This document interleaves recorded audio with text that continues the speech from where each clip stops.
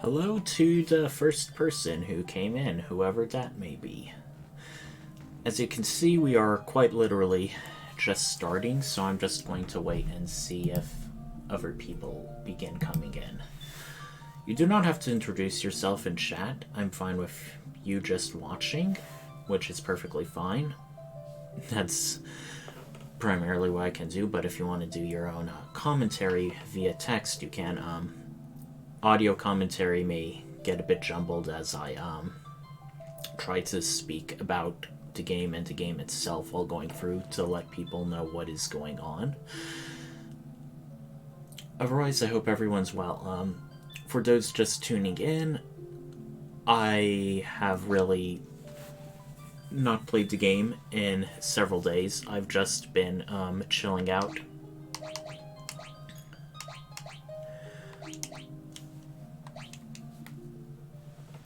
And let's start. So, actually, there is one thing I wanted to say. Ahead of time, I did a bit of grinding. I did not progress the plot, but I did go to the next available town, but I didn't interact with anyone. I just decided to buy gear, equipment, and so on, so you wouldn't have to see me, like, grinding on screen for gil and better equipment. It's already been done. So just to quickly show you what I've done, I now have all Mithril stuff for Firion, which is good. I decided to get a Silver Cuirass and Mithril Knife for Maria. I noticed that as a mage, clothes and cuirass don't really reduce your magic effectiveness hardly at all, so they are very good for mages to have. Same for knives and staffs. I decided, hey, I'll just give her something to wield. Guy has more Mithril stuff, and Minwu is still Minwu. So last we left off, we were helping the Wild Rose Rebellion fight against the Empire, which has recently taken over the Kingdom of Fynn, and also in the town of Salamanca to the north enslaved the populace to mine for Mithril, which we successfully liberated and are able to get Mithril for our rebellion. Our next thing is that we are going to be going to the town of Basque, where they are building an experimental airship, and we basically want to try to sabotage it. And right now, these things don't have much of a threat, but just to show off the new things, I got more white magic for Firion, which I've been diligently leveling up. There isn't much more magic to get. I did get Blizzard for Maria, which I'll also be trying to level up. Didn't really get anything new from Minwu because he's already awesome the way he is.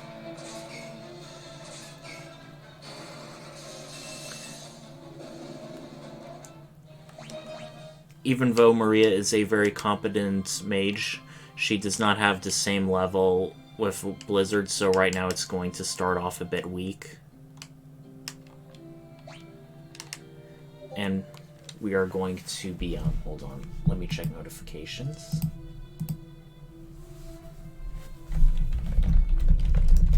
Someone else wants to jump in. Hold on while I give them the URL.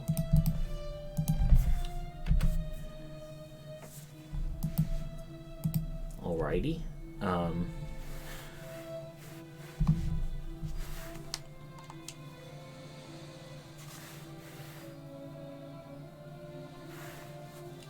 We're taking right now a ship shortcut.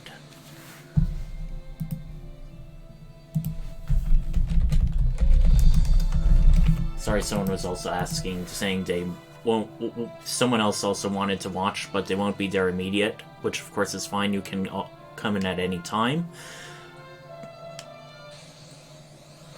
Right now, as you can see, we took a bit of a shortcut via the ship. I mean, it's not really that big of a deal, but to cut down on random encounters like this, it's perfectly fine.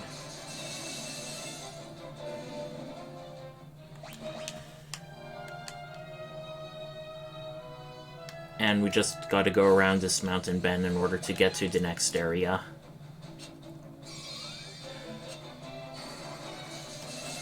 In case you're wondering, we could have done a bit of sequence breaking by going to this town and possibly the next town over, also in the east, ahead of time.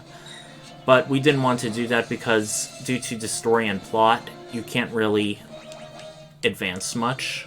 So it's sort of like, hey, I'm just going to save you time. As you can also see to the left, see that big badass looking airship thingy? That's the Dreadnought, the ship that we are going to sabotage for our next mission. Now we see patrols of soldiers around, rather than just mere monsters. That's also a sign of increased Imperial control.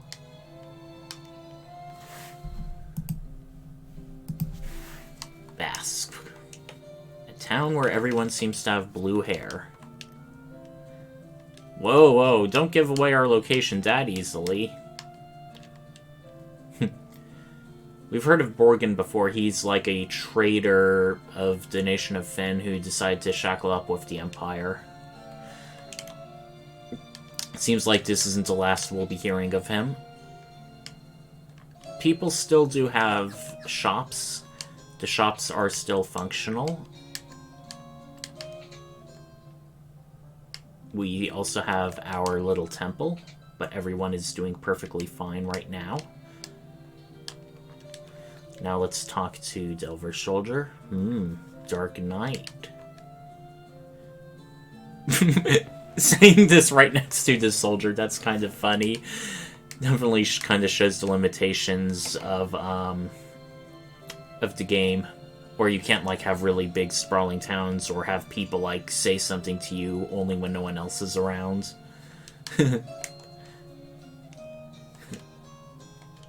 Seems like everyone hates Borgin.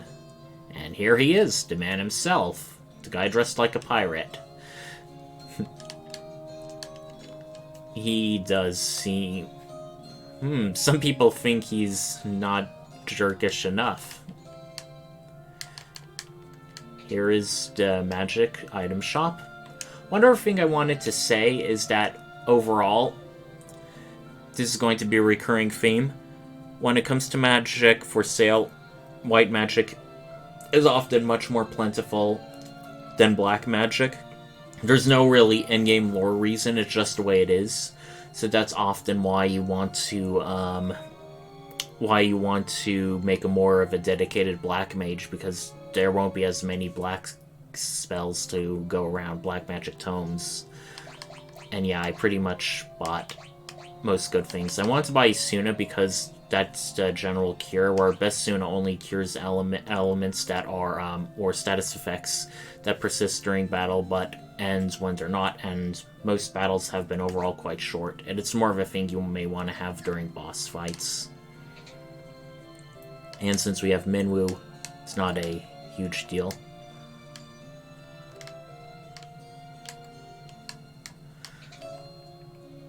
There's not much reason to check out the shops.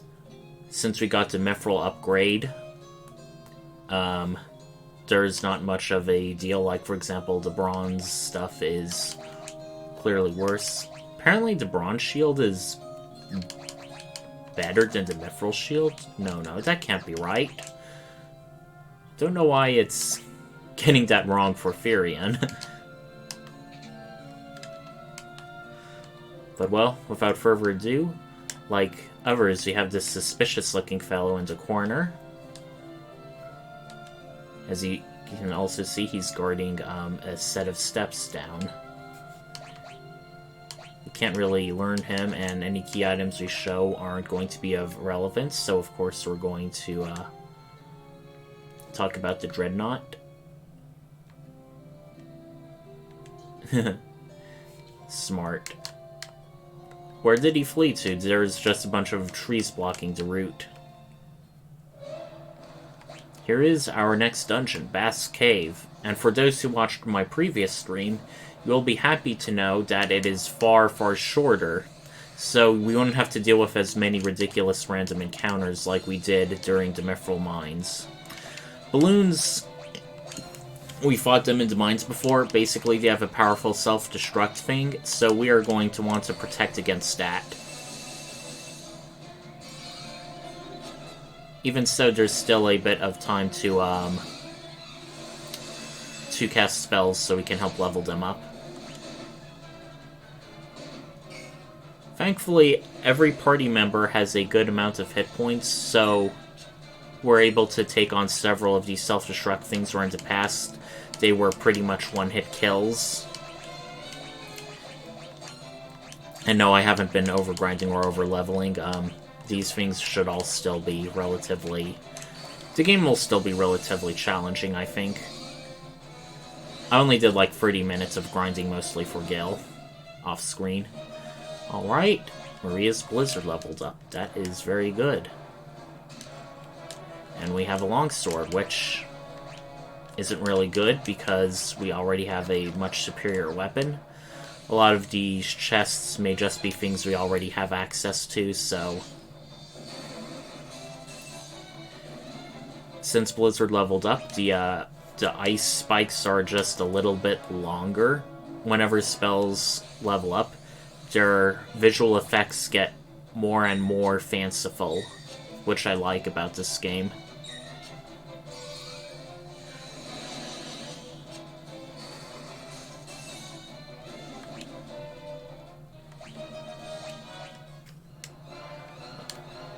There's also some secret passages you can take between the walls, so you can cut down on time when moving. Let me see where they are.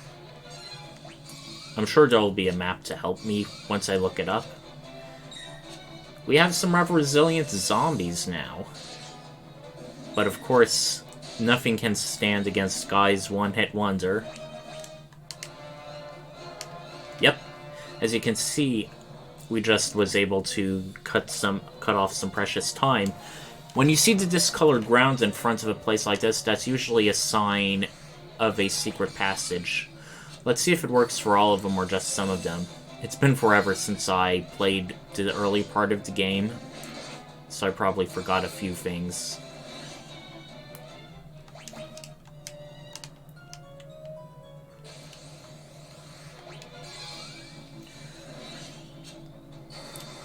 The monsters here aren't really that strong.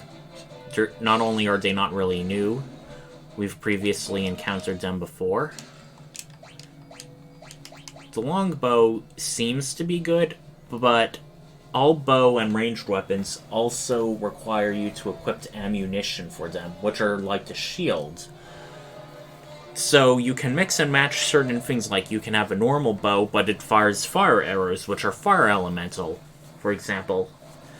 The bow overall isn't a good weapon in Final Fantasy II because there's not a lot of bows, and like many things, if you want to level up your stats, you may be stuck with a substandard bow for quite a bit of a game, whereas things like swords and daggers are very plentiful. You will always be finding new swords throughout the game to make your sword users better, whereas with bows, you have to stick with it for quite some time.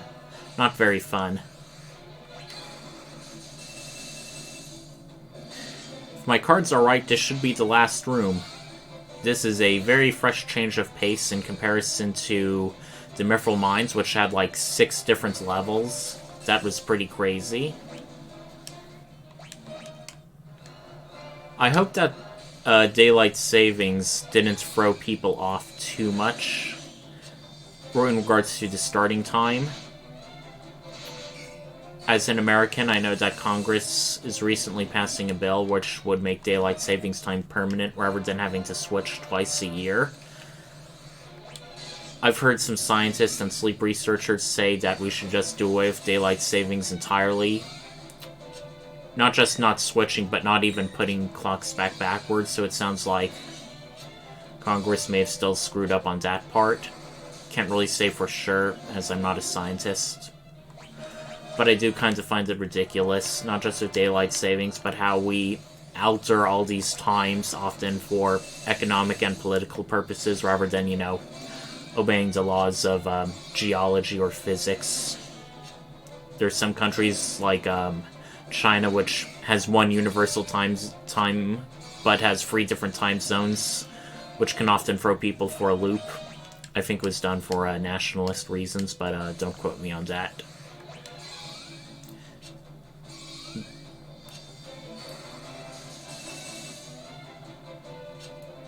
As for why we're not just physically attacking with Maria, we still want her to be our pure mage, and while she can do more with her unarmed strikes, I do want to level her up in knives because, you know, you can equip cool stuff.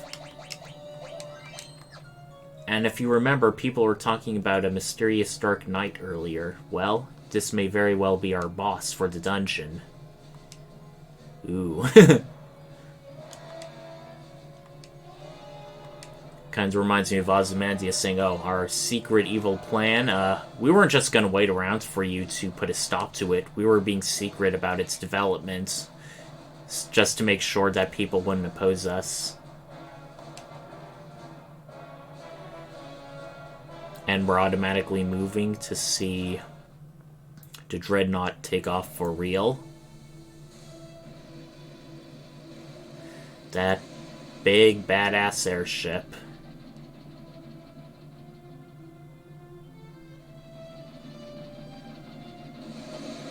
Oh no.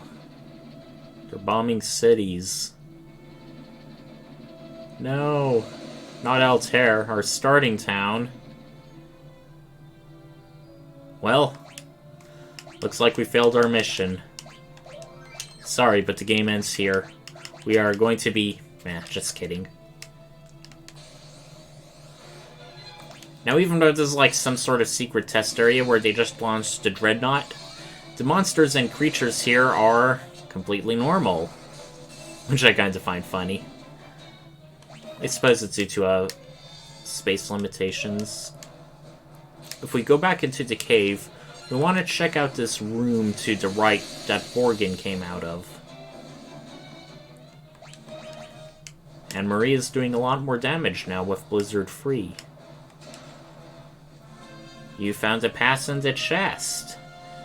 One of the villagers was talking about you'd need a pass in order to board the Dreadnought, so it's very good that we checked here. Ah, that's a very, very nice looking Blizzard free. Not just those tiny little spikes coming out. This is something you will be seeing in several dungeons in Final Fantasy II from now on.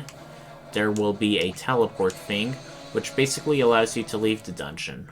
While, of course, we could have used a teleport spell from Firion or Minwu, I just wanted to show it off. And now, everybody is despairing.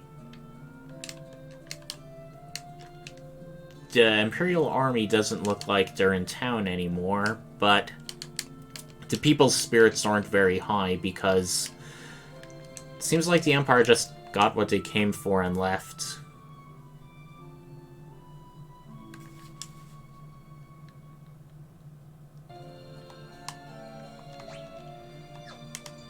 And with that, we will be taking our leave ourselves.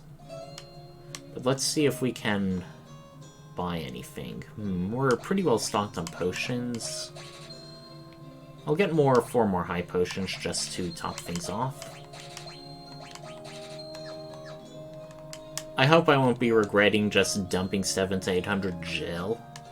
It's not exactly that hard to regain that amount, but I'm sort of worried in case we come across some really badass thing.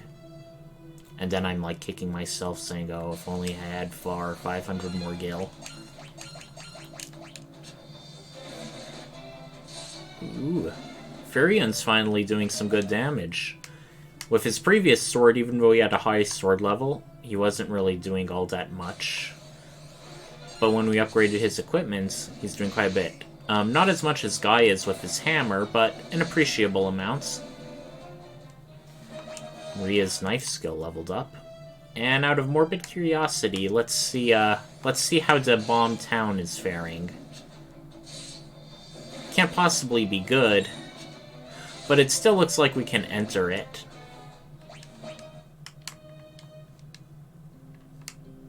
Toft. And everyone's dialogue is different. The ships are still functional, but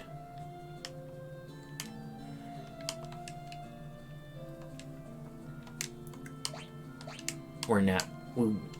For those who haven't seen the previous video, Sid was the airship guy. He used to work for the Kingdom of Finn, but sort of betrayed them and decided to basically do for himself, charging airship rides to the highest customer, which you can make use of in this game. At least he isn't working for the Empire, but we can learn from him some useful things about airships. They're powered by sunfire, and that Dreadnought shouldn't be any different. Let's ask about sunfire. He says it's pretty difficult to control, because it can cause catastrophic explosions.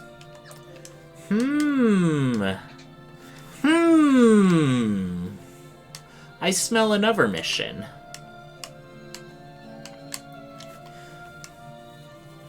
There's a definite underdog theme that is being persistent. Not only in the first thing were we refugees from our home kingdom of Finn, we were able to briefly gain a victory against the Empire by freeing the slaves in Salomon, but besides that, we have another defeat as we were unable to stop the Dreadnought in time. That's going to be not exactly persistent, but sort of a recurring theme, where the evil Empire is pretty competent, and a lot of our victories have to be very hard won. Not even Palum has been spared the chaos.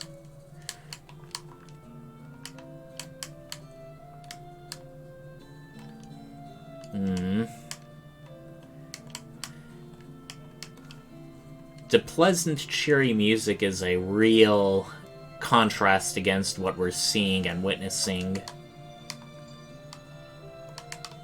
Well, not the entire town, apparently. The shops are still open. There's still people going around. If anything, the only thing that's really changed from a technical standpoint is the NPC dialogue and these little craters around the place. Still gets the point across well enough.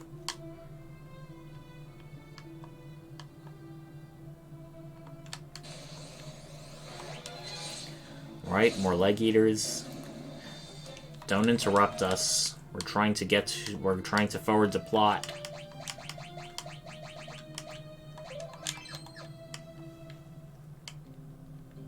Altair. Oof. Even the little map we consult shows things different. Don't see anyone out wandering around outside.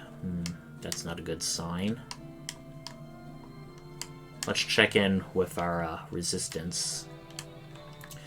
There's a man in Poft who tells you about the Dreadnought in case we skipped him. Prince Gordon has recently disappeared. He's a prince from an allied nation that's also against the Empire, not from Finn. If I'm remembering things right. Altair wasn't spared the Dreadnought's assault. Fortunately, the townspeople have taken refuge. Yeah, the place in here is a lot more crowded.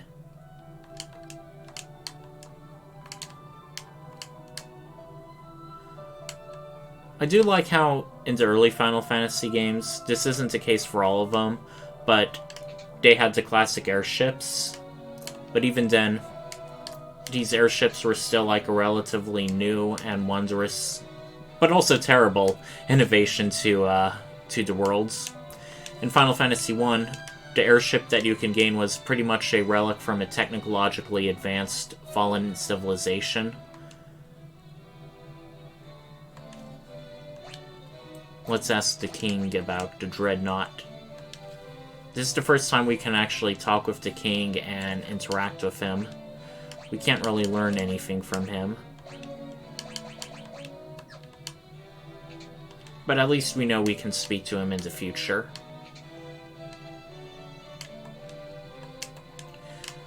And here is like our rebel headquarters, where we speak to the Queen Hilda of the nation of Finn. And we will be visiting her a lot for the game. Now, whenever we speak to her, the entire party takes some distance, and they all split up to speak to her as a group. I really like that touch. Her father is now even worse condition. Ooh. Minwu is speaking facts. Grim facts, but facts nonetheless. And now he's going to leave our party. I do like how, in the original, in a lot of the Final Fantasy games, they couldn't do that, oh, you can swap characters in and out at will if you get a large enough crew. They were pretty much limited to 3 or 4, so they always had to come up with reasons why someone may need to leave your party. In Minwu's case, he has a very legitimate reason. He's like, hey, it's been fun adventuring you, but my people need me, and I also got stuff to do. Which is kind of a nice change from the oftentimes more drastic reasons why people would leave the party in, say, Final Fantasy IV, like, oh, I gotta do this heroic sacrifice. Hey, why don't we fight alongside you? Increase your odds. No, this is a personal matter. Leave. I'll handle this myself. You know what I'm talking about. Coming up with reasons why people leave the party. That was quite common in some of the other Final Fantasy games, but in Final Fantasy II, they sometimes have reasons like people may have been temporarily adventuring with you for a while, but other business calls to them. That at least seems plausible. Right now we're going to talk to Hilda again. Let's learn what we can from her. Let's show her the past. Nope. Let's ask her about Sunfire. She talks about how it's special to the kingdom of Kashuan, and how there's a special fire they have.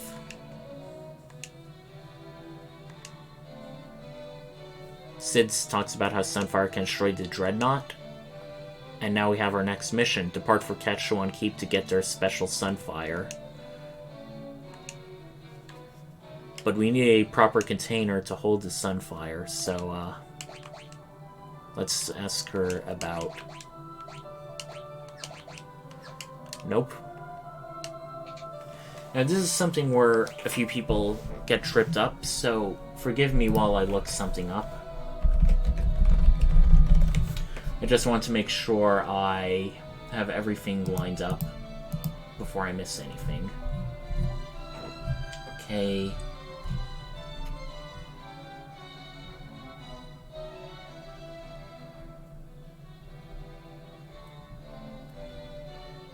Okay, we gotta speak to the Dying King one more time to talk to him about Sunfire. The King's illness goes far beyond the physical. Aw, is it a broken heart? No.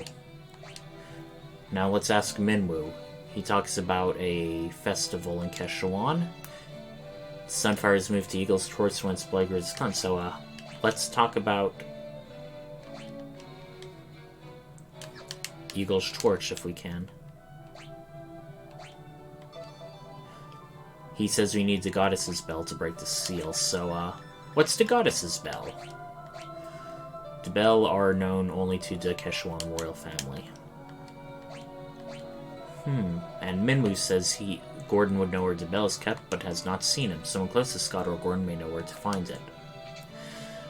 And just once more, let's see if the Queen has anything to say about the bell. She says, okay, what's the stuff we already knew? The bell rests deep within a cavern on the snow plains. It will not be easy to retrieve. Ah! That's kind of good. It's a bit roundabout, but I do like how the game is encouraging you to speak to everyone about everything you can in this case. Alrighty, looks like we have 2 more people watching. That's good. So for anybody who just jumped in, we are basically doing missions for this rebel group against this evil empire who unleashed monsters and other things on the world. Hello there, Emerald Zia. Good to see you. First time chat. I don't know if you can hear me. Please let me know if my audio is coming in correctly. The other viewers have been a bit silent. Alright. I don't know how much you know about Final Fantasy II, so just to briefly go over the plot. We are basically a group of free refugees from this kingdom of Fynn, which has been invaded by this evil empire. It's the Palamecia Empire. And right now, they unleashed a big airship called the Dreadnought, which they used to bomb several towns. So we are on a mission to find a way to disable the Dreadnought. We heard about the Eastern Kingdom of Kashuan has a sort of sacred fire that is used to power airships, but can also be used to sabotage and disable them. So we have to go to the Eastern Kingdom to find out what we can. However, it's not just that straightforward. In order to carry it, we also need a special artifact known as the Goddess's Bell, which is somewhere to the north in, like, the northern regions. So we're actually going to be backtracking a bit to first find the Goddess's Bell, so we can then go to Kashuan. One thing to briefly say is, unlike other Final Fantasy games, it doesn't have levels. Everything is determined by proficiency, where everything from weapons to magic goes from levels 1 to 16, and the more you use something, the better it comes. The power of monsters also matters, because you can't just level things up max by just fighting goblins. That'll literally take forever. So the enemy skill is also factored in.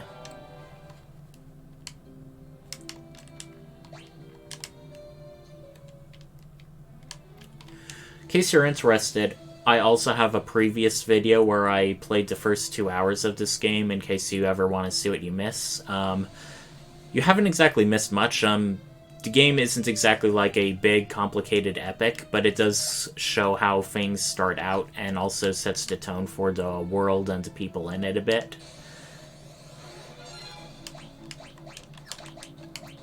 So, due to proficiency, almost any character can do anything, although their starting stats are a bit different.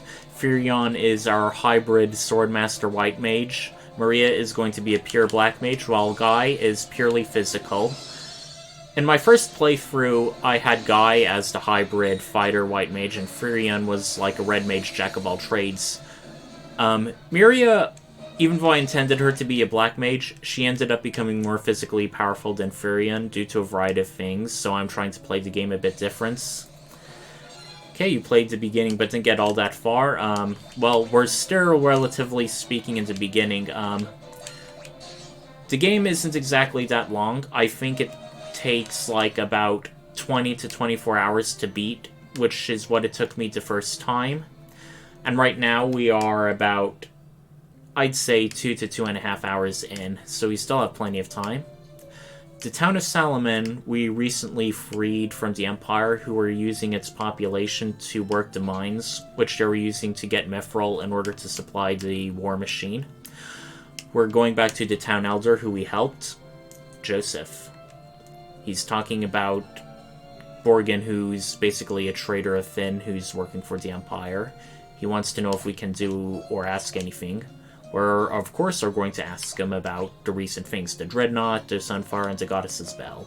He says since the Dark Knight took over, the Dreadnought has been finished. He doesn't know about Sunfire, but we will ask him about the Goddess's Bell. The only way to reach the Snow Cavern is on his snowcraft, and he keeps it hidden in the mine. We were at the mine originally, and we saw mysterious blue stone, and now he's telling us it's for a secret room. And now we have our replacement party member, Joseph. Final Fantasy II has a core team of 3 people, but every so often we get a new party member to join, and Joseph is our new one. You might think, hey, he could use a bit of weapons, but no. He's actually pretty good in unarmed combat. He does not know any magic, though. So he's pretty much our monk equivalent, where Minwu used to be our white mage. There's not really much to say about the temporary party members, other than they can be easily customized, but they already have certain things leveled, so they're good in certain roles, like Minwu is a really good white mage.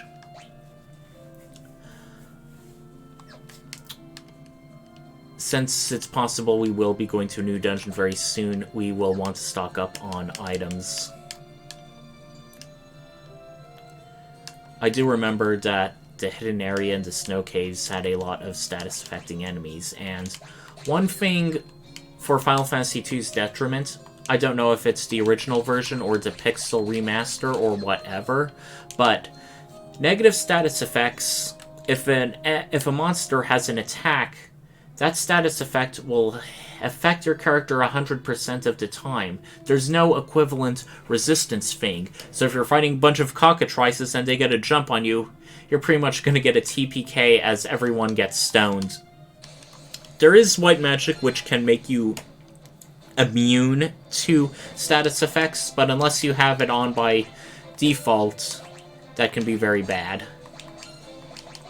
I want to show off Minwoo in combat. Not only does he go fast, he has a good unarmed attack. However, as we've been leveling other people up, like you can see, Guy has level 5 in Axe and Shield, Firion has level 4 in Sword and Shield. Sometimes the guest stars aren't always all that strong.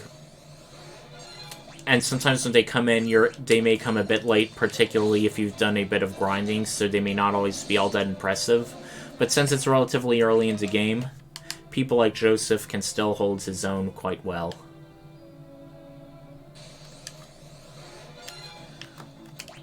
We're probably going to flee from these battles as it's really just lost time. You can have individual party members attack, but unlike Final Fantasy VI, everyone flees at the same time. So, I'll just maximize my chances by having everyone do flee. Like so. I forget if stats like agility or things like haste affect your run speed. I know in some Final Fantasy games, every character had an inherent run capability, like in Final Fantasy VI. Edgar was really slow from running from battles, while Locke was really fast, so it also depends on who you have into party. But in Final Fantasy II, as every character starts out as an effective blank slate, I don't really know what determines how well you run from combat.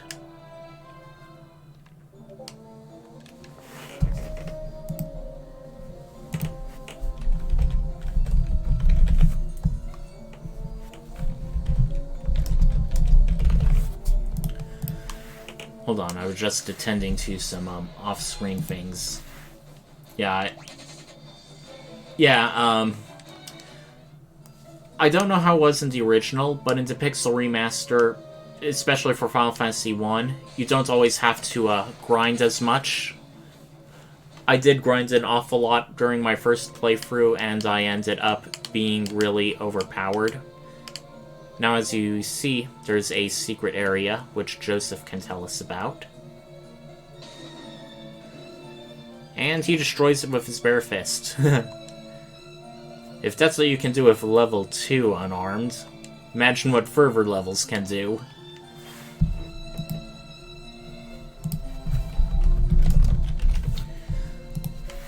One other quality of life upgrade I like for the Pixel Remaster is not only can you see maps of areas, if you switch maps, you can see every area you have been to. Like Summit Falls, they also say your chest and items, so this is a great way to see what you're missing as you go through a dungeon.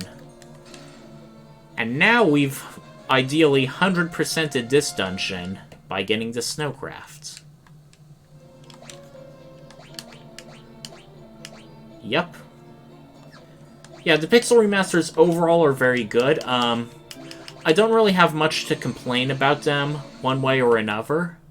There are some people who didn't like how in Final Fantasy VI they made things look a bit more brighter and more colorful rather than the more dark and subdued that it had, closer to, the steampunk influences. But the games more or less play 99.9% the same. One thing, I think the greatest change was in Final Fantasy I, where not only could you buy things like Ethers to restore your magic points, the monk martial artist started out good, rather than sucking and needing to be higher level to become good. I know there were some people who complained how the original Nintendo hard feel of Final Fantasy I was neutered a bit in the remaster, which I can definitely get, but as I never really played it, the original, I couldn't really have something to judge for. As for Final Fantasy II, the original version was borderline unplayable. A lot of people hated it. They did change certain things in it. I forget exactly what they changed. Oh, one thing they definitely changed in the first two, possibly three Final Fantasy games is, as you can see, when we go on auto battle, we're attacking different enemies. If you selected an enemy to affect, but then they died from someone else, your character would literally, like, strike dead air and waste their turn. You don't do that in the Pixel remasters, but you never really did that in the remakes either. That was one thing they removed that I like.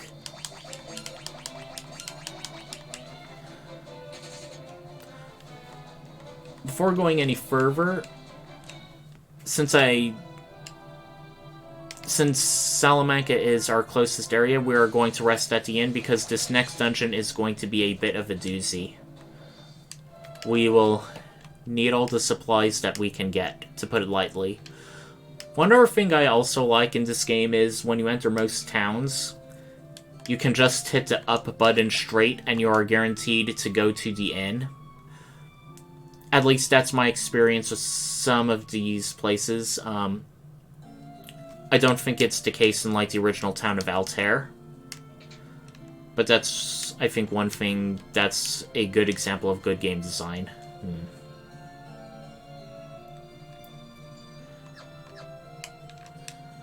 Oh, speaking of glitches, a lot of the glitches in the Pixel remasters have been reworked. For example, in Final Fantasy VI, a bug that made the evasion stat useless, which has been changed into remakes, now evasion actually does things. So you can now make builds where you can equip Locke with certain things so he's borderline unhittable. Some of the monsters in Mount Zozo, which were known to be really highly evasive, you now have to actually plan your party and things around that, which I like. For Final Fantasy II, I don't know exactly how buggy this original game was. Oh, the big thing. In the original Final Fantasy II, the Ultima spell was bugged. It was meant to be like this uber super magic whose level is not based on the proficiency of the individual spell, but on every other spell you have learned. So, let's say Asuna is Ultima. It may be level 2, but the stats of your other spells also affect how powerful it is. So, even at level 1, Ultima can do a lot. That was the intention. In the original Final Fantasy II, there was a bug that prevented this from being exploited, so Ultima was a really bad spell because it could do 500 damage at most. One of the game designers tried to justify it, saying, oh, you know how all these breakthrough technology in the ancient world is sort of like old hat by now? Like, for example, how the Roman Empire had steam engines, but now we have cars and oils and fossil fuels. Well, their explanation was, since Ultima was made by the ancients and was really great for its time, it would probably be underpowered in more modern eras. That's what they said to the creator as to why it was bugged. Hironobu Sakaguchi, the creator of Final Fantasy, did not buy it and asked them to reprogram it, but apparently he locked, like, the game's coding behind something so it couldn't be reprogrammed. It has since become sort of like a fun little story to sell, but I can imagine that some of the people were pretty pissed, as in this game, you know, like any Final Fantasy game, Ultima is a really big deal of a spell. So imagine, like, if you learned Bahamut or got, like, Terra's trance thing in Final Fantasy VI and it was underpowered. It would be sort of like that. It doesn't gel with the story. And personally, me speaking about Ultima, I don't really consider it that big of a spoiler because Ultima spell is already common knowledge. I mean, back when Final Fantasy II was new, it may have been a spoiler, but that was like in the 80s. In the topmost area, we weren't able to traverse these snowdrifts, but now we can now that we have the little snowmobile. The random encounters here are different. You will be fighting snowmen, and only snowmen, and they are all weak to fire, so we are going to be exploiting that. One of the downsides of going on the vehicle is you cannot use tents, so you cannot rest. So if we wanted to go rest, we'd have to go back to the patch of green, which is why I was talking about how important it was for us to make sure we were well stocked among other things. Oh, you can also fight icicles, not just snowmen, so there's an awful lot of ice-themed monsters going on.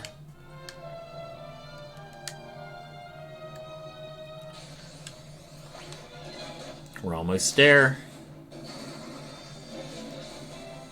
Yeah.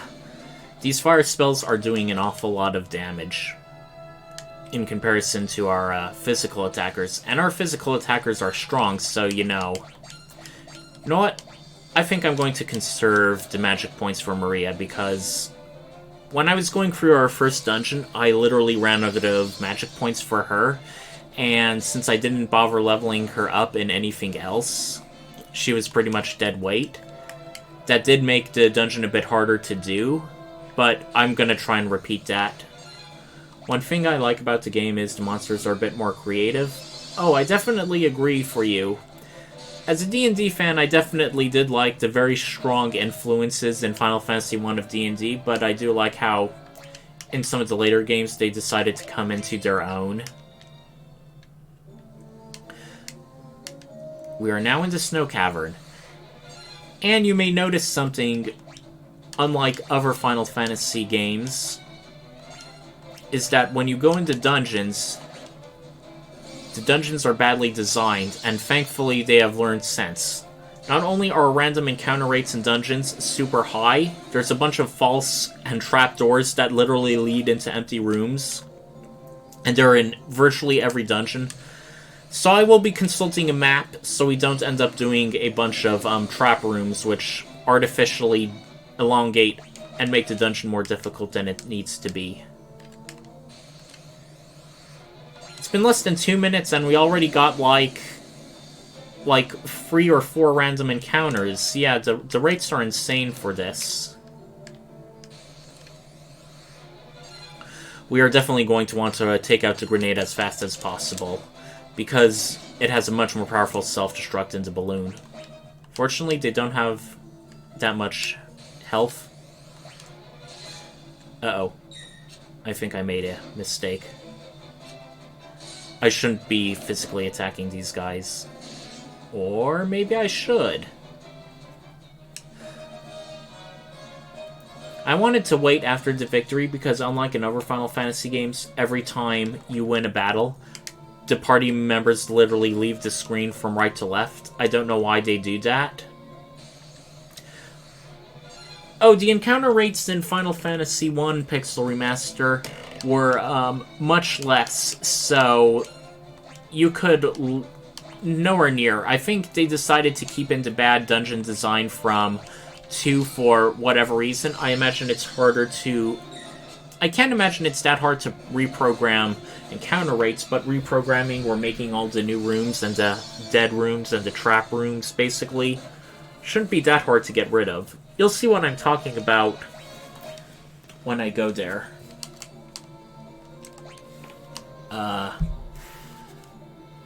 That doorway down there, I don't think it leads to anything. Hold on while I look up.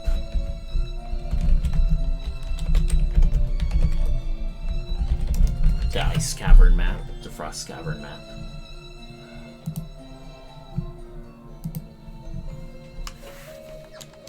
Is this what it's called? The Snow Cavern? No, it's Snow Cavern. I'm getting things wrong.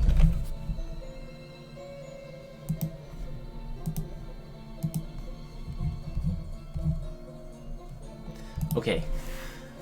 I'm now on the correct area. Okay, I'm now on the correct thing. Now let's chart out our course a bit.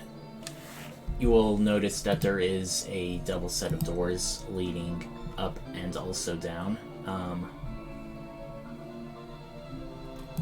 We are going to want to continue going down because that door in the northeast is another is one of those trap rooms. Maybe for the sake, I think I'll just show you what I'm talking about to do this. So let's do that once we get up there.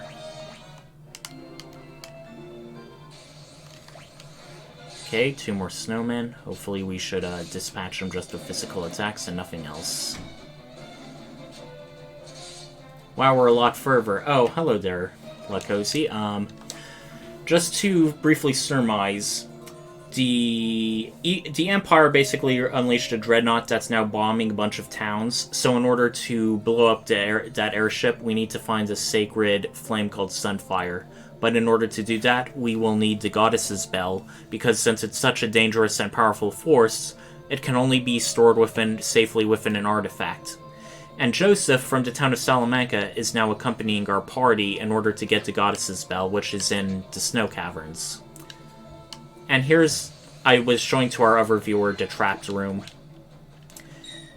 And it seems just like in the original Final Fantasy II, the encounter rates in these trap rooms pretty much guarantee a thing.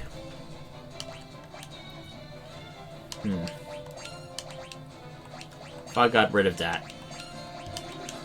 I was talking about Steam notifications.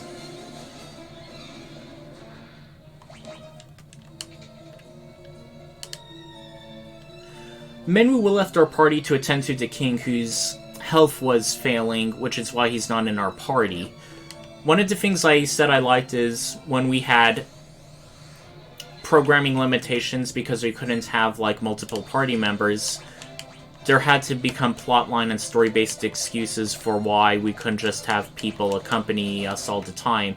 And sometimes they do, like, super dramatic things for why someone would leave a party, like, oh, I've got to do this heroic sacrifice. For Final Fantasy II, they just said, Minwu says, hey, I'm a white mage. I'm probably the only guy who can help heal this king, and it is my duty. So yeah, that makes more thematic sense. Right, Maria's magic points are still good, so is Firion's, but as a white mage, he wouldn't be having to cast as many spells.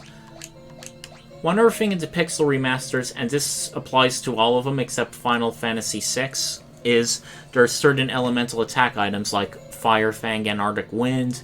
When you use them, they're one-time use in battle. They do elemental damage, independent of your magic stat. And there were several items like this. I forget if they were in the originals, but there was a bit of uniformity between the 5 Pixel remasters. Like, sometimes they would reuse graphics for certain magical attacks, and, like, they would have certain things like eye drops, Phoenix down to 10, echo screens. Like, echo screens can cure silence, but they weren't in all of the Final Fantasy games. I think it's due to the fact that they wanted to save up on some limitations by saying, hey, instead of, like, renaming these items in each Pixel remaster, we're going to have them, like, be named the same thing. You can call that laziness, but at the same time, I don't exactly know how hard it is to change those things. I do know they changed it for Final Fantasy VI's Pixel Remaster, but let's be honest. Final Fantasy VI is a very special game, and I suppose they wanted to do their due diligence when making that one. Joseph really got hit hard. That's good. He had not only just so many hit points, but also why we decided to stock up on a lot of stuff. Alrighty, just a single cure free can pretty much replenish a person's entire hit points. That's good. Sorry if I keep constantly checking the map. I just want to make sure I'm not doing any needless backtracking. Okay. Hold on while I consult some stuff.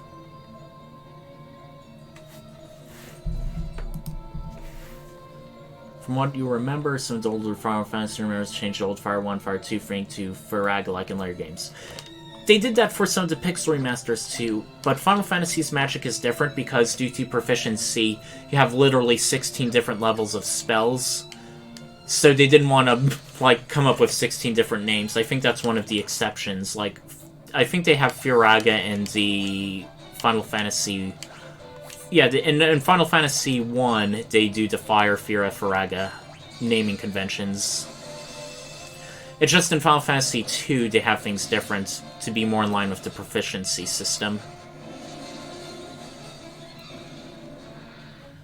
Yeah, I really do like how they added the map. They also added this to every other game. It does sometimes take a bit of the secrets out, in that you're like, you can see sometimes secret rooms. In Final Fantasy 1, they would sometimes shade out certain areas you couldn't go to. Like, you literally couldn't see the entire floor of this dungeon. It's floor by floor based, but overall, it really does help. Because let's face it, in the age of the internet, it's easy enough to pull up a guide in another tab or browser, which you're probably going to be doing anyway with a lot of these dungeon crawls, so may as well just make it an actual fact of the game. Alright, we have a battle axe. Which Guy already has.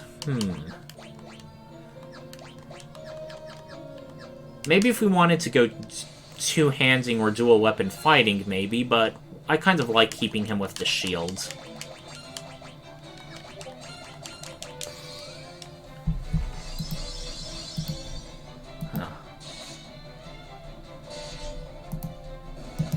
Sorry, I think I got a notification setting.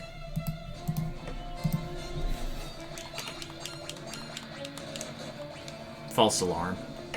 Continuing on to play. An antidote? I forgot what's in the third chest, but let's find out. Okay, I think this is a mistake. No, it wasn't.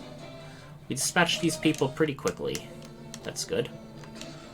Oh, okay. Okay, this is going to be difficult. We want to take out these grenades as quickly as possible due to the sheer amount of damage they can do. I should have quick-saved before this, but... Oh, no! Well, why did I do that? I should have done teleport. Well, we one-shotted them. That's really all that matters. We now have a Mithril Mace. It is a staff, meaning it's sort of like a weapon thing. Staffs are the other thing that mages can equip without really hurting themselves all that much. Do we want to have her with the mace rather than a knife? I think I will. In addition to quick saves where you can save anywhere, the other thing is you also have auto-saves, which pretty much trigger anytime you enter a new area or the aftermath of a certain scene. So that's another thing that I like, rather than having to go back to manual saves.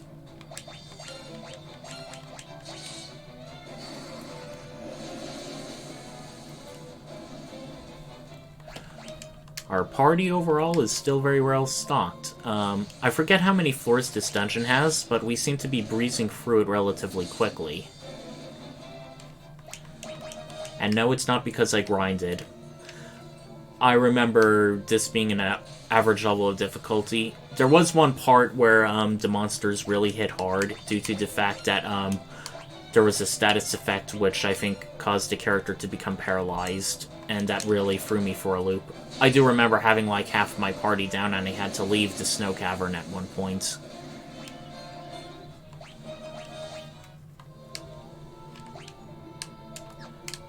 Now there's only one other place to go, and it's around the corner.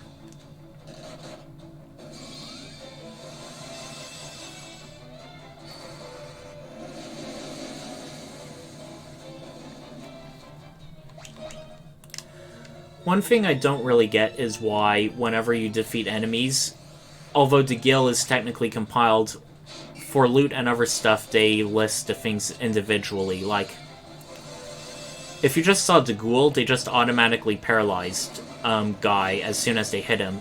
I was earlier talking about how status effects in this game are a lot deadlier because they have a 100% chance of affecting a character if they hit. And in the case of ghouls, they pretty much paralyze you upon touching you. And I forget, but I think there's a white magic spell which can make you immune to negative status effects. So, but we don't have it, and Minwu originally had it, so we're kind of going to have to rough it out for a bit. Yeah, the guild is weird. I think it's sort of like how they also list individual potions, antidotes, and other items when you defeat enemies, but I really don't understand the rationale behind doing it for Gil. Maybe it's to show you, oh, here's how much money this individual monster gains. But since so many of these monsters are often the same and in groups, there's not really much of a reason. Like the icicles, for instance.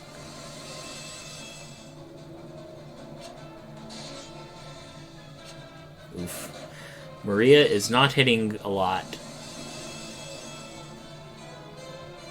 Yeah. It's now level 3, and it'll only get more visually impressive as we level up.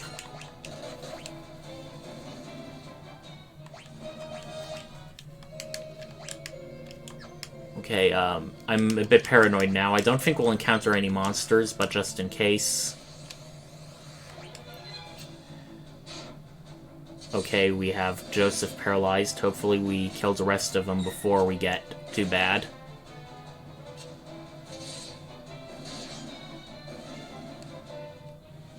Maria now has a better staff.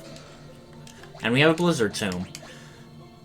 Just for the benefit, you learn spells from tombs, which can be found in dungeons or bought at shops.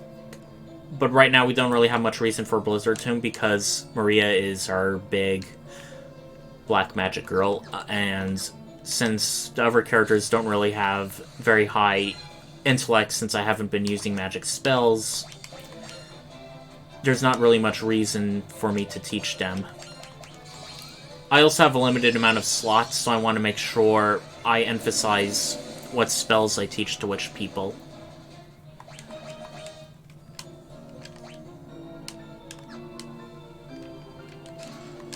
Another potion. Another fight. With monsters we fought 1,000,000 times before by now. In some cases, I can see the benefits of maybe teaching some auxiliary spells or additional spells to someone like Joseph, but he already does good enough damage with his stuff. We have a spear, and although anyone can equip it, we aren't really training in spears, so we'll just keep it around for later.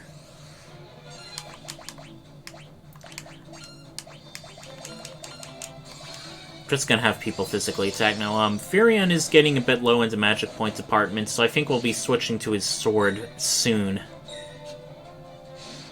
I still like to cast spells because I still want to level them up, but I will need to be a bit more conservative now.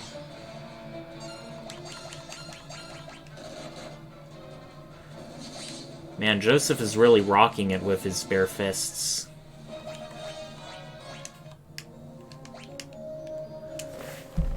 Hold on while I consult the map again.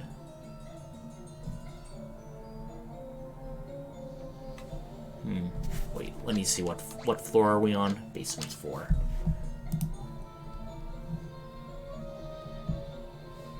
Okay, this is weird. The map I'm looking at is different. Huh. Okay, I'll just risk it.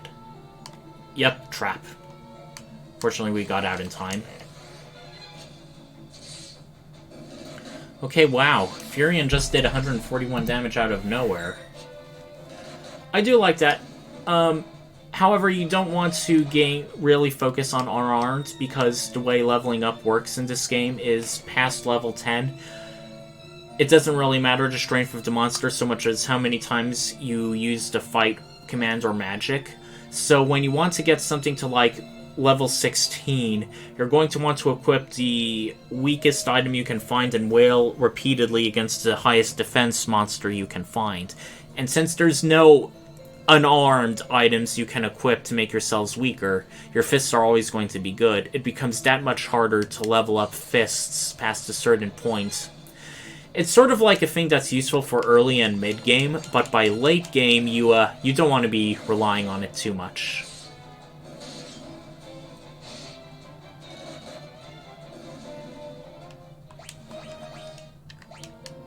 Okay, we have 2 more chests in their respective corners. Oh, ambushed by 7 snowmen is not going to look very good.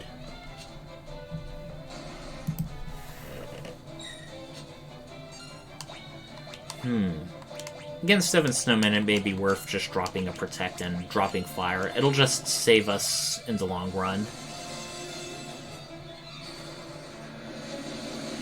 And this should one-shot them all. I would like to level up the other characters more, but at the same time, I also want to make sure I can get through this dungeon in a timely manner. And we keep getting ambushed, so that just makes things even longer.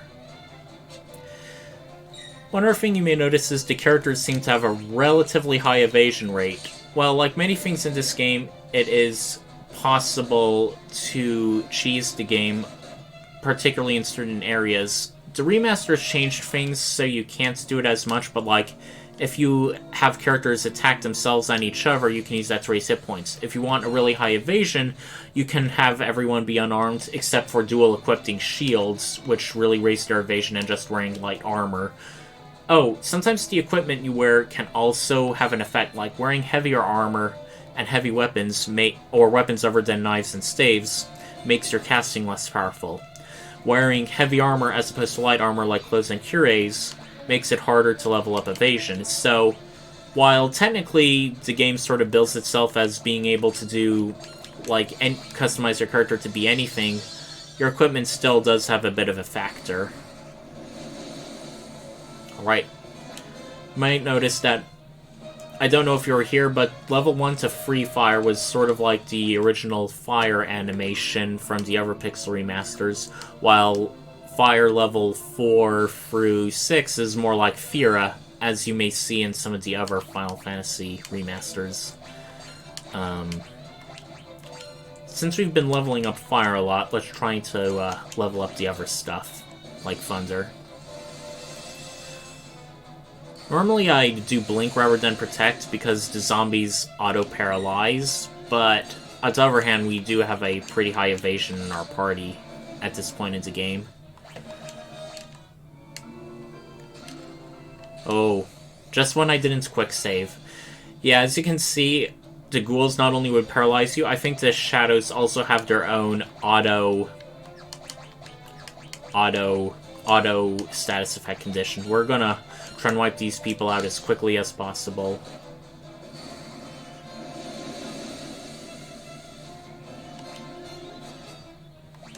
Maria's just one-shotting everything in this dungeon. Ooh, an ancient sword. It evokes an ancient curse. And the curse is you have really, really low accuracy. It increases your attack by 29, but I don't really feel like that's a worthy trade-off, because not only do we level up every time we use it, I think you still level up on a miss. I don't want to whiff when I really want to hit, so I think I'm just going to save it. Yeah, there are an awful lot of monster chests. There weren't a lot in the original Mithril Mines dungeon earlier in the game, but this particular dungeon does have a lot of them. I forget if that's sort of a recurring theme for the rest of the game. It's probably something I'll have to look up, but I don't think so.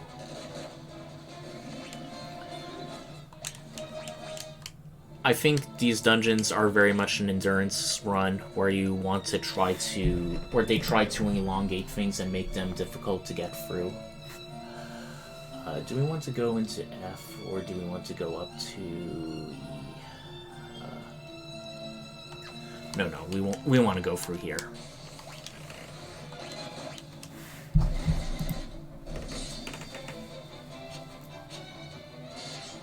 If you're wondering, there should be one more floor. As soon as we go down...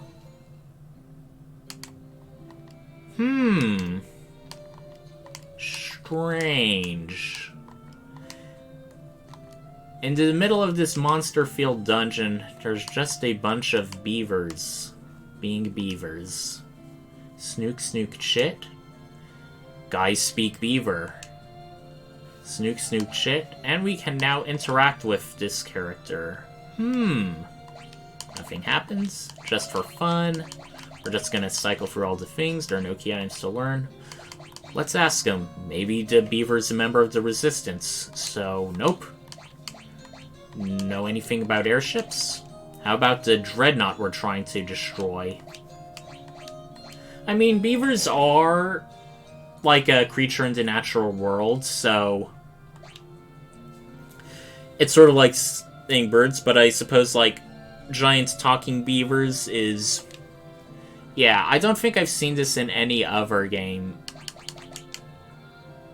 I think the beaver is just like a little gag thing. Like, Guy is normally the strong silent type. He doesn't really get much dialogue, especially in comparison to Maria and Firion. So just having him being able to speak beavers is like just a little gag thing.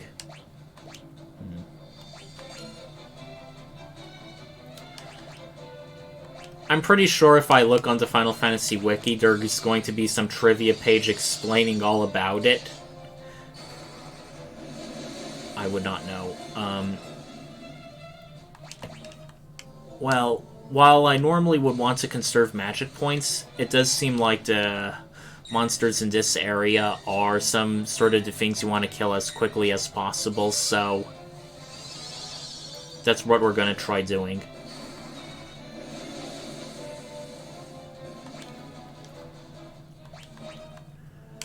They do give out an awful lot of gil, which I'm very happy about.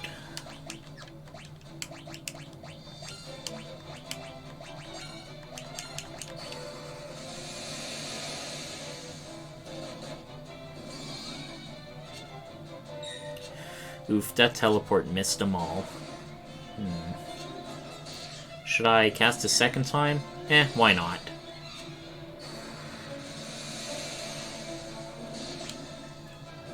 Yeah, we got this. I will say, Maria has definitely been the MVP of this dungeon. She's really been carrying us throughout.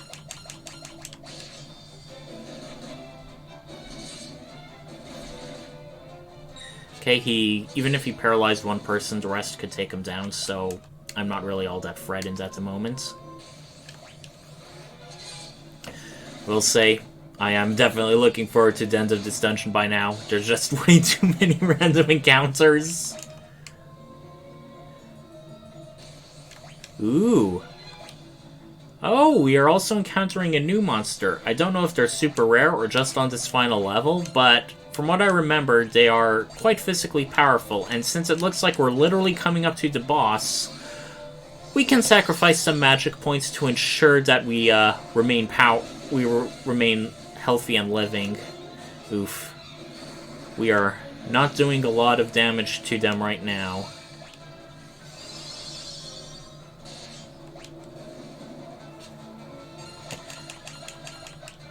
On the plus side, we were able to get in a bunch of good hits before they were able to react. A silver cuirass. Who do we want to give this to? I mean, We'll give it to him, because Firion isn't as sturdy as Guy, but he could use the protection.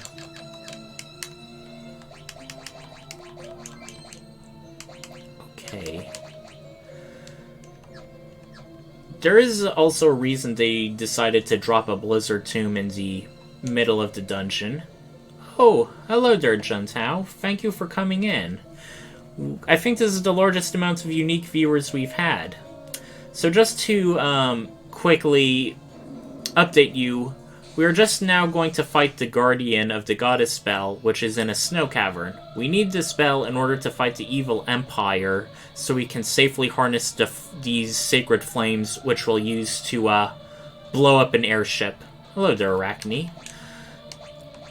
Now, Datamantoise, from what I remember, is very, very physically powerful in both offense and defense, so our physical attacks probably won't do an awful lot. So we may need to have Maria carry us through this battle. I forgot what oh, as you can see, she done an awful lot with the Blizzard spell, where normally in an ice cavern you'd think it would be fire or something, so, Let's see. We're just gonna stick with Blizzard. She's doing an awful lot, and she can easily get 13 more castings. That should be enough to take down the boss. For now, I think we're just going to have Guy and Joseph level up as much as they can against this creature. Just imagine how much this would suck if after doing this endurance run, you were all low on hit points, and your primary casters were out of magic points, and you're just doing like single digit or even 0 damage to this thing. That would really suck. On the plus side, we got a nice snazzy diamond shield out of it. Who do you want to give this to? Let's give it to Guy. There's something set in the wall. It's the goddess's bell. And a cold-blooded creature is way, way down in these freezing caverns. And now we have a convenient shortcut, rather than, having to teleport out. We're now back on Basement 1. Let's make sure everyone is healthy, wealthy, and wise.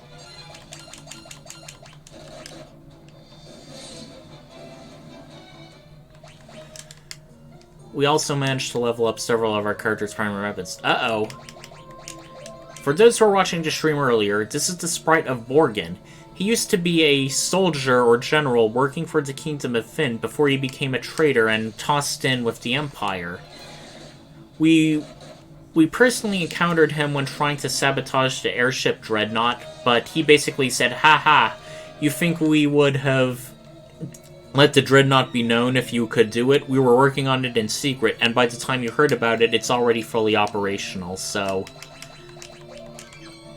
If you thought there were a lot of monsters in the box in this dungeon, well, it also has a bunch of not only regular enemies, but also bosses. Just after we fought a very tough Adamantoise, we're going to be fighting Borgin.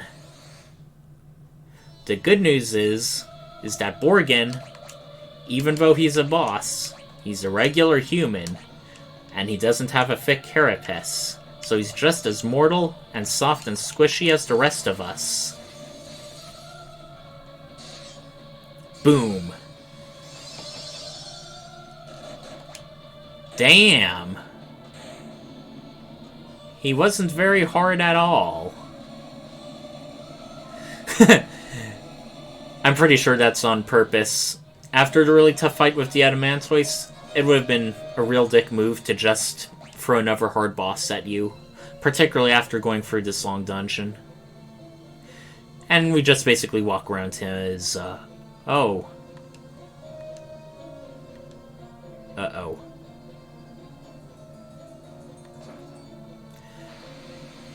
Our typical level expected, yeah, I've been able to more or less adequately handle a lot of things, and Joseph is a very good physical party member.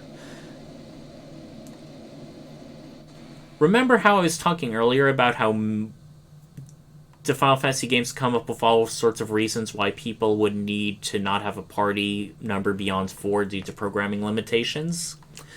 Well, now we're seeing it happen again. Joseph heroically sacrifices himself so that Borgin's trap would not kill us all.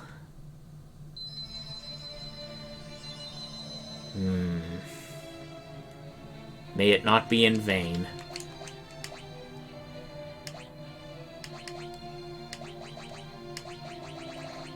And it wasn't. For even though he left our party, all of his gear is now with us. In the original Final Fantasy games, when people would leave your party, sometimes they had the nasty habit of taking equipment you had equipped on them with them. But not in this one.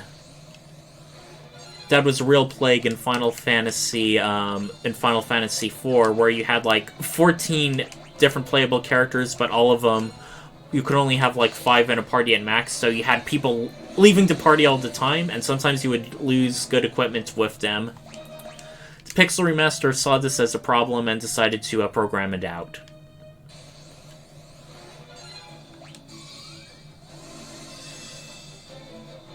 The rest of these battles should be completely trivial.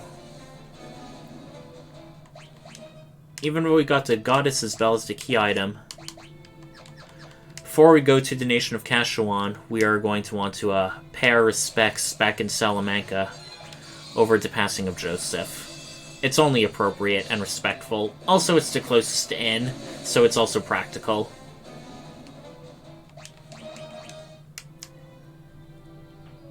It's a good thing we had a dedicated Black Mage, because by now Maria's magic points are running out, and Firion is at 0 magic points exactly.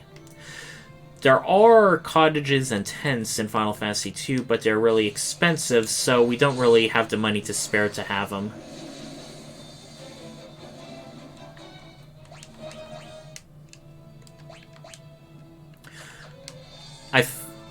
There are also Effers, but they too are really expensive. Like 1,000 gil per Effer. So we can't really afford it.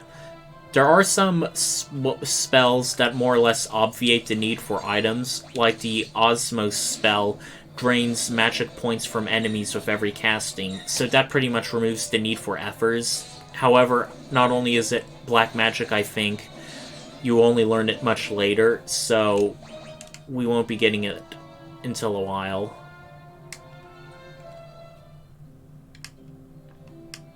We're back in Salomon.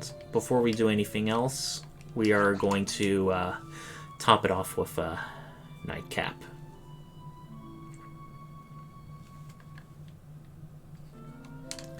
Now, let's be the bearer of bad news for Nellie, who I think is Joseph's daughter or granddaughter.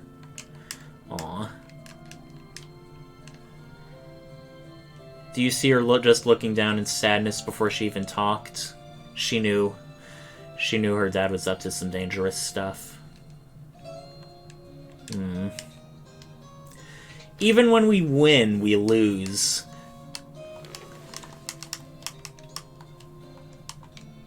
Don't let Joseph's deaths be in vain. We have to get the bail to Kashuan.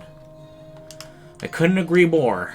If anything, this just makes us go against the Empire even more. Sunk cost fallacy and all that. We also have 11,000 gil, and tempted as I am to just buy the hell out of a bunch of items, I don't know if we'll come off to a nearby thing. You know what? Just to be on the safe side.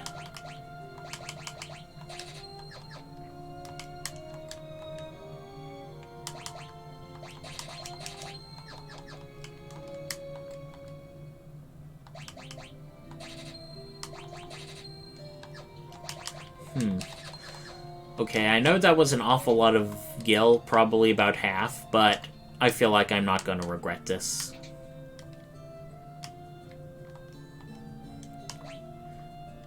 Since we no longer have Minwu in our party, we are going to have to become even white magier. Yeah, they definitely are expensive.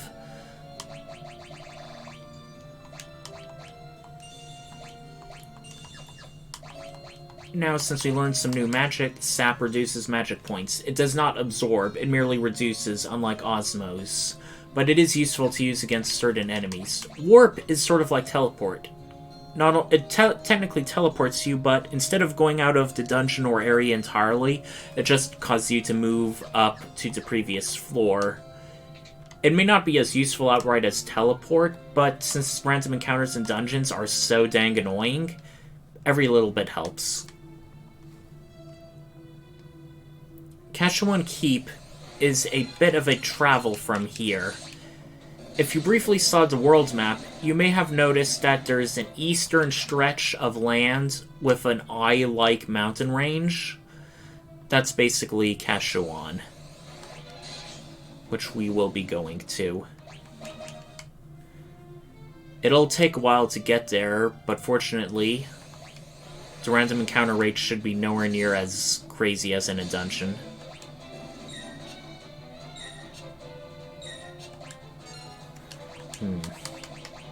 I'm really highly tempted to just teleport them all out of here. Only one?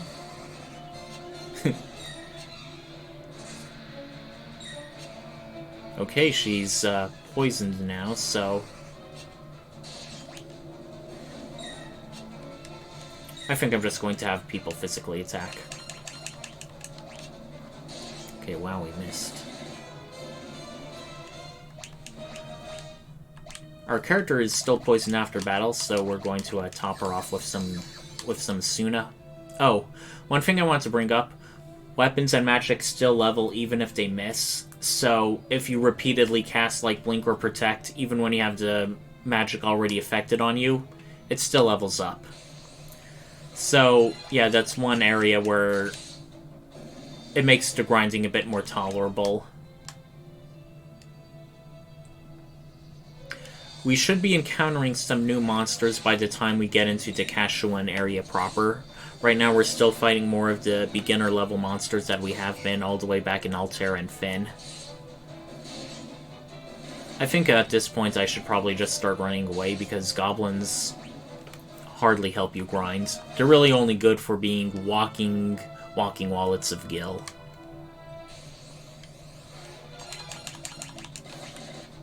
I'm not running because there's only one of it. And it has hardly any gil. Alright. We're getting closer, closer.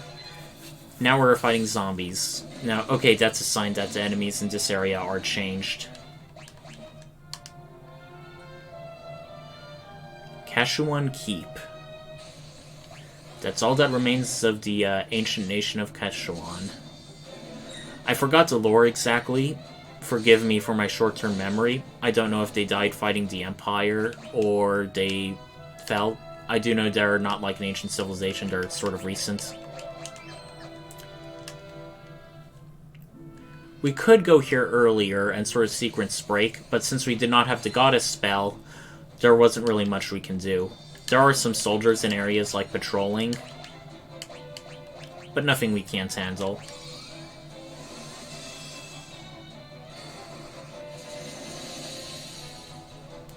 In case you're wondering why, like, normal human soldiers are, like, fighting alongside monsters, just to fill anyone in who didn't see the first one, the Palamecium Empire summoned a bunch of monsters from Hell in order to weaken the various nations to make them ripe for invasion. Most monsters in this game aren't really, like, a natural feature of the world. So it's sort of an indication the fact that you're encountering all these monsters in the wilderness is a sign of how terrible things are going, and also why they're, like, fighting alongside the soldiers. So there's an actual in-game lore reason. Ah, the Sunfire. Since it's fire and we can't really interact with it, may as well, see what we can do. Huh. I thought the goddess's spell would work. The door is locked. The lock opens without a sound. So, I think I got that wrong. The goddess spell just unlocks something into place with the Sunfire. Sorry, this Sunfire plot thing is sort of getting me a bit hard to follow at times, but all we need to know is we need Sunfire. Gordon, he was like the... I think it was the Prince of Kashuan, if I remember correctly. It's Eagle's torch, the torch we need to transport to Sunfire. Yeah, I forget exactly what they called Hell in the original NES due to Nintendo's religious censorship and sexual censorship and swearing censorship during the early NES days. I may have to look that up. I think Final Fantasy II is the only one that actually used explicitly Abrahamic afterlives in the sense of heaven and hell. Other Final Fantasy games that tried to handle religion like 10 sometimes talked about the afterlife, the far plane, other stuff, or terms, or simply out and out just didn't really talk about religious affairs, really. And now, to replace Joseph and Minwu, we have Gordon. So let's see what Gordon is good at.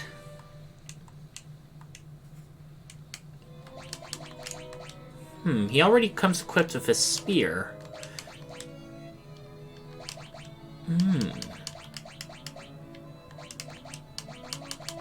There's a reason we didn't, like, sell a lot of our cast-off stuff. He has a rating of 2 in every weapon, so he's sort of a jack of all trades. He does not know any magic. And his stats are overall pretty decent. He actually has a pretty good magic stat. It's actually better than Maria's. Wow. He also has a good spirit, too. I remember when going for Gordon, I was very much able to make him a sort of hybrid caster. Now I'm sort of thinking whether I want to keep him as primarily a caster. I definitely don't want to backtrack to get a bunch of light magic tomes for him. I think Gordon is just fine as he is. In case we need like a third spellcast, second light or black mage spellcaster, maybe we'll get stuff for Gordon, but until then, we're just gonna keep on trucking.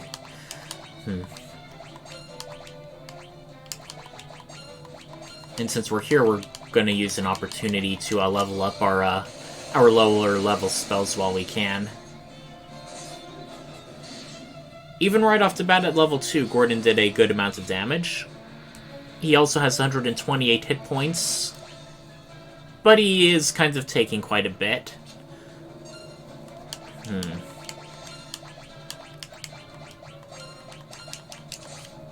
Yeah, let's keep on him. I think Gordon is also one of the people who remains in your party relatively longer than some of the others, so it's possible we may have him for a while.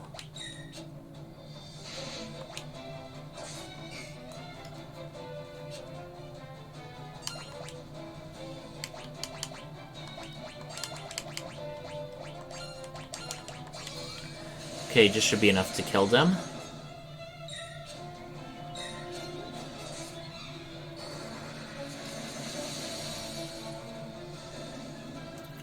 Yep, just enough. Cure Tome. I mean, Guy is not good in magic, and Maria doesn't exactly have high spirits, so he may as well teach it to Gordon. Never hurts to have a backup white mage in the party.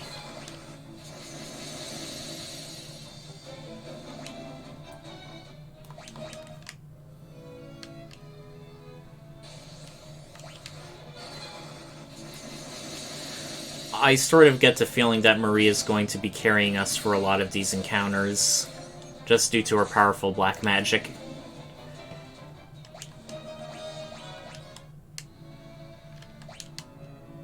Okay, I need to look up the next area.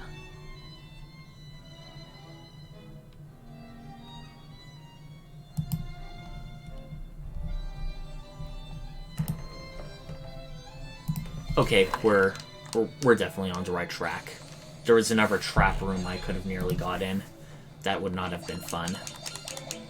Does the auto fight just use whichever spells things are appropriate or what?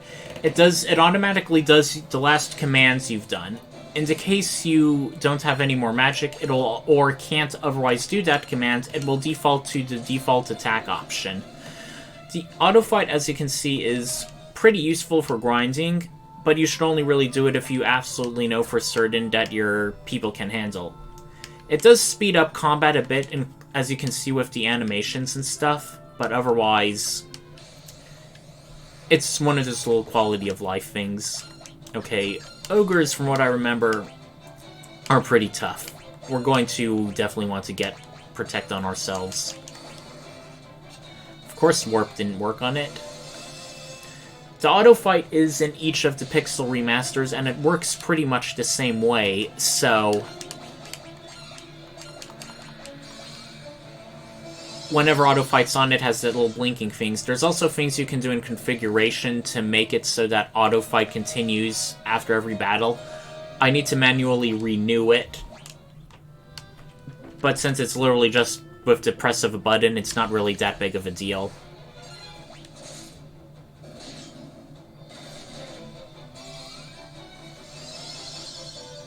Some of the monsters are new, but we aren't exactly struggling against them. I think I'll be highly tempted to just use physical attacks for a while. Yeah, we fought ghouls and shadows. Okay, darkness on our black mage. Wow, that is not going to be a hindrance at all. Oh, since it's eye drops, I think it's the kind of thing that persists after the battle, so I think we're going to have Asuna used on her. Now, a weird thing in Final Fantasy II is Asuna isn't just a cure-all thing. There's a spell called Basuna, which cures status effects that only persist in battle, like paralysis, while Isuna only works on status effects that can persist after the battle. Neither spell can cure everything. In order to... like any spell, it levels up, and the more it levels up, the more status effects it can cure. As for why I just have Asuna and not Basuna, the status effects that persist after fights are more deleterious, for obvious reasons.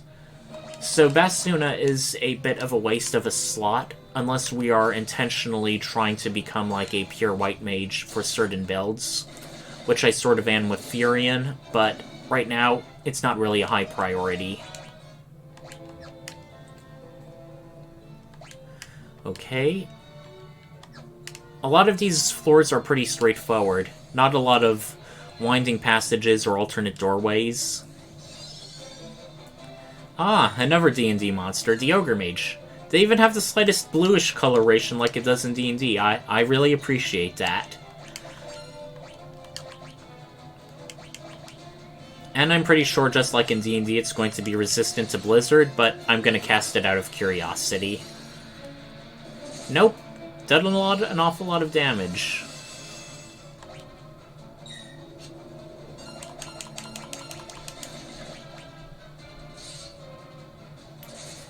Is it meant to look like it's glitching? No, that's the blink status effect. That means that the creature is like having an after image, so it increases its invasion rate. Yeah, what Zia said. It's the blink. Just like how we use blink on our party to increase our evasion, as soon as Firion casts it, you'll see. See, now all of them are flashing. And unfortunately, sleep is the Basuna thing, so there's only so much we can do. Let's just sap the Ogre Mage. It's almost like we have that spell for a reason. I hope that means it doesn't have a lot of magic remaining, because 15 MP for a magical monster isn't a lot. Gordon's spear and shield leveled up. I'm happy to see that. Uh-oh. What are we going to be fighting? Were-rats. I forgot exactly how dangerous these creatures are, so just to be on the safe side, I'm just going to go all out on them.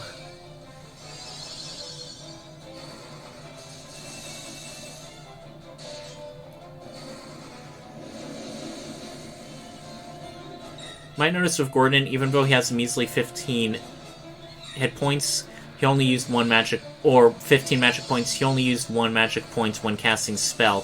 Spells in this game are universal. They cost an amount of magic points equal to their level, and they don't ever change. So it's much easier than in Final Fantasy I to be a dedicated mage type. Fortunately, we have antidotes at the wazoo. And we have a nice golden shield. We're gonna give that to Gordon. He's relatively fragile.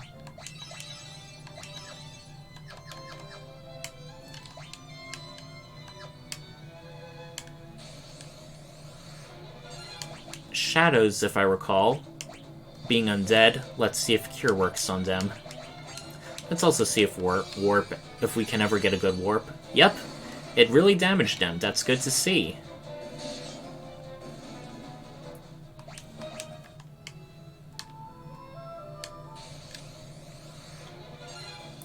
One thing I wanted to say is, this isn't the only place it plays, but the music for Kashuan Keep, when you're not fighting, is really nice. I don't know exactly how to explain it. It's like this sort of like this subdued, cozy feel. And you can sort of see it, like, there's nobody else here in the keep. There's candles lit everywhere, so it doesn't really feel like a dark and dank dungeon. And you can also see the pixels going across, meant to simulate wind blowing. It does have a bit of a ruinous feel, but it doesn't have the quiet, sinister nature that you may associate with other dungeons. Okay, an Adamantoise. That's kind of funny. Not too long ago, we were fighting it as a boss.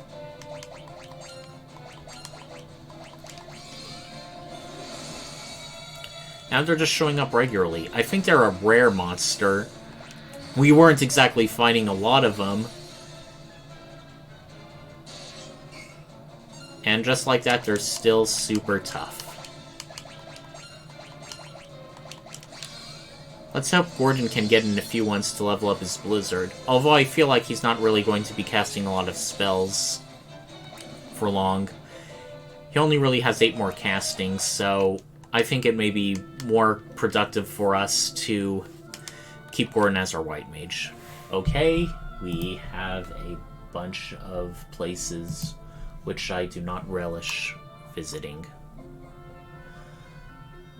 Looks like the southwest area may be a place you can go down to. But right now, there's a treasure we can get on this floor.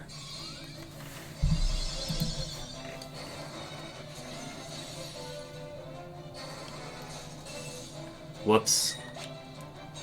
It's fine. He has 7 more magic points. The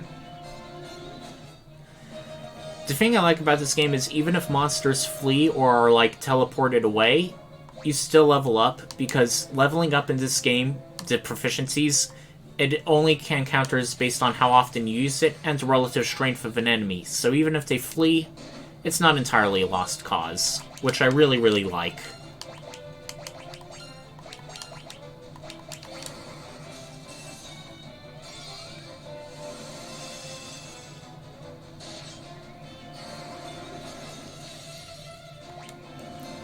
Firion and Maria are overall good with magic points. Mithril Sword, Werebuster, Mithril Axe. Finally, a Mithril Axe. Really nice. A Werebuster. It's a mace that is effective against beasts, so we're going to be giving it to her. Hopefully this should make Maria much more of a frontline fighter. Beasts in this game, there are creature types in Final Fantasy, just like in Final Fantasy 1, and certain things are weak towards certain other things. Wow, as you can see, even from the back row, Maria did an awful lot of damage with the Werebuster. It also came at the appropriate time when we're just fighting were-rats. I like that little bit of game design. Okay, that time she didn't do a lot of damage. Maybe it's because that one was a critical hit or something? I don't know. Just as soon as we got on the stairs, we're now doing a random encounter. That's funny.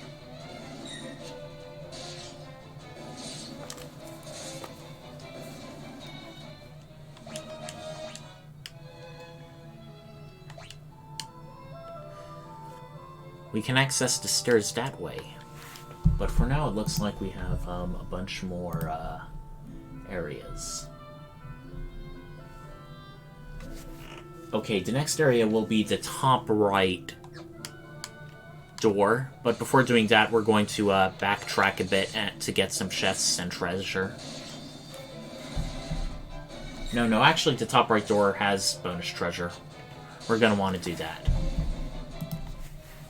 Firion seems to be doing less damage than the others for some reason. I did notice that earlier. He does seem to be a bit strange.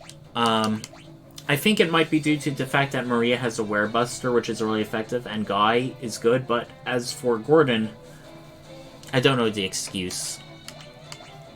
Okay. The self-destruct are pretty much guaranteed to hit, so doing something like Blink and Protect may not be good. We have been fighting an awful lot of bomb-style enemies. And even worse, they're still persisting. Let's hope Fire 5 takes them out. Oh no. Oh no! Not good.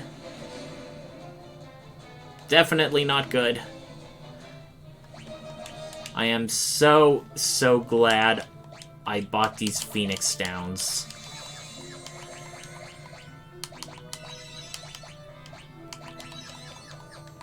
Now we have golden armor.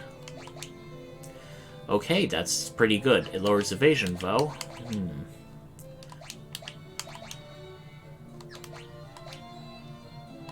You know what, given how squishy he's been overall, I think we're going to try and want to help Gordon in any way we can.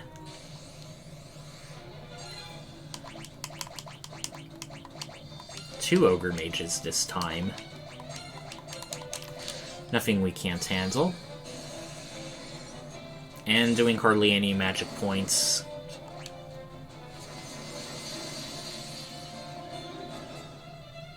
Wow, in spite of being Blizzard 5, we did really take a lot of damage.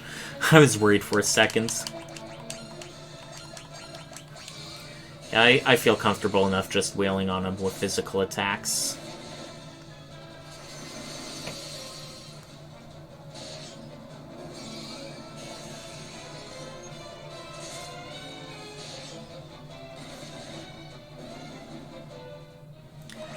Finally, Sap level up. Oh, we also got another black magic.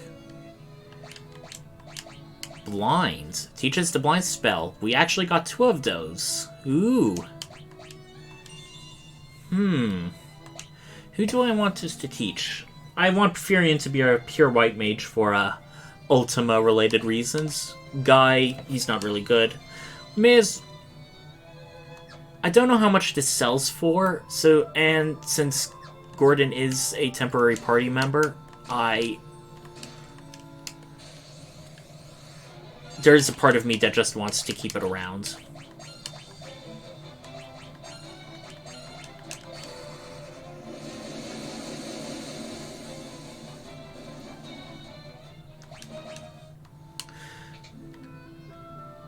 Okay. No, there's not really anywhere else to go except down now. So far, besides all the trap rooms, this has been a pretty straightforward dungeon. Yeah. Another thing is, many of these enemies are capable of running away, and usually the stronger you are, the more likely they are to run away. Not always, as you can see with the many goblins we fought. But it's definitely a thing that happens. The land turtle should not be as tough as the adamantoise, but it should have similar properties where it should be weak to blizzard. Yep. It one-shotted it. You know what? Let's level up blind for her if we can. Most of the monsters we've been fighting are physical, so blind would be really useful to have as just a general purpose black magic spell. Especially against creatures that have status affecting attacks. Those always suck.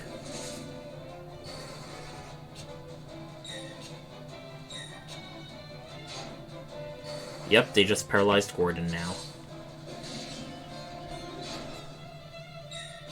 And Gordon is not looking very good hit point-wise. I definitely should turn auto battle off, but we got lucky that time.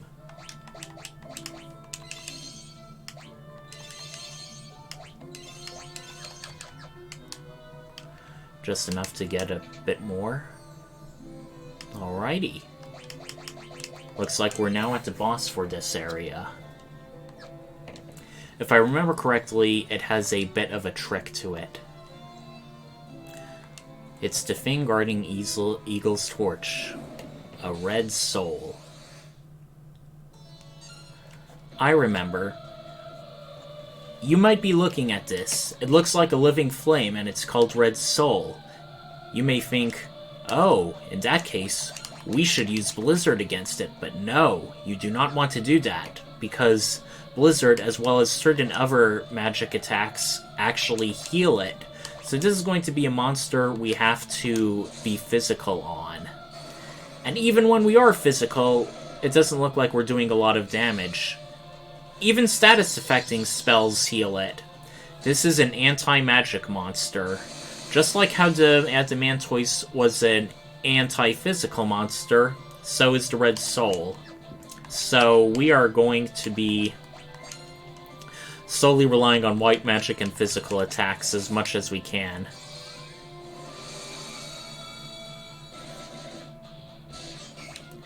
It may seem like we're not doing a lot, but we gotta power through.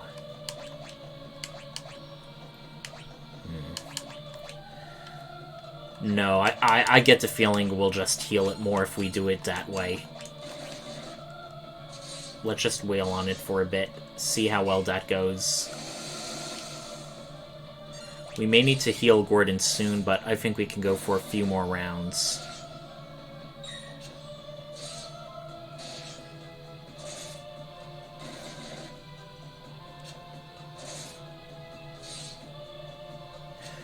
I can only imagine the challenge runs for some of these games where it's like, okay, everyone in the party has to be a mage, or, oh, you can't use magic.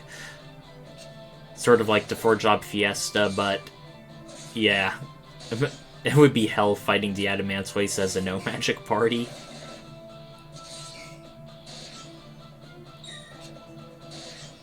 Now it's just doing physical attacks. Did it run out of magic points? It probably did. I get that feeling. Yeah, it's definitely running out. But at the same time, its physical attacks are pretty powerful, so we want to top ourselves off with Cure.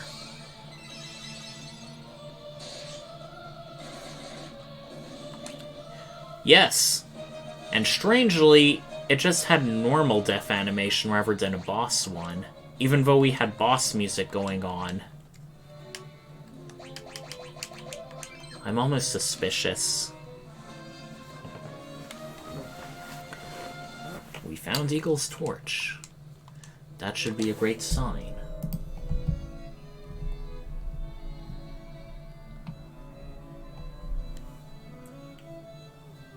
Let me check. I think we should be able to teleport out of here without much things. Well, not really out. We are going to be going back into it.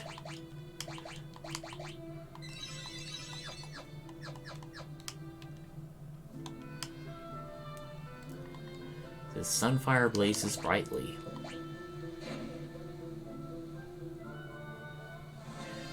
And now we have it in our own hot little hands.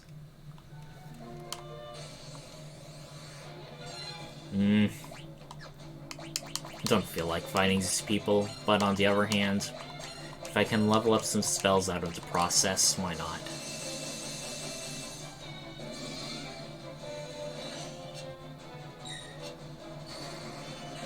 Oh, finally! Warp worked! It looks a lot like X-Zone from Final Fantasy VI.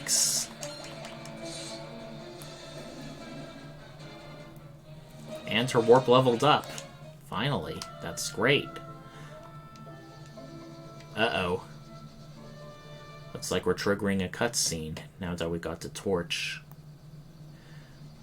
Oh no, the Dreadnought! It's chasing what looks to be Cid's airship. And coincidentally, we were there to witness it.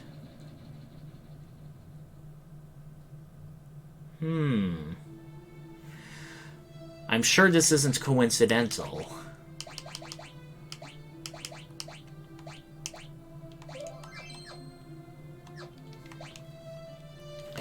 So right now, we are getting close to the 2-hour mark. I did stop around a bit 2 hours, but I'm going to push it just a little bit. Go back to Hilda and report on our findings. I may take a break, but at the same time I don't want these things to become overly long either. Let you all have a taste for a little bit more, as one would say. Ooh.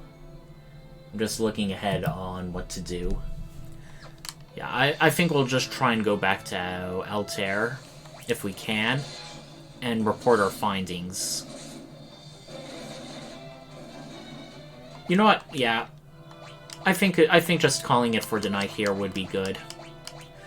Well, as usual, we did a lot of fun. We had a lot of progress. I hope you enjoyed watching me. We are definitely going to do more Final Fantasy II. I do have a bit of a busy weekend, so it may be either this Monday or this Tuesday. I will keep you all updated via the usual channels. But until next time, you can see more of it, and it should also be archived to see what you missed. Alright, everybody. See y'all later. Quasar Night out.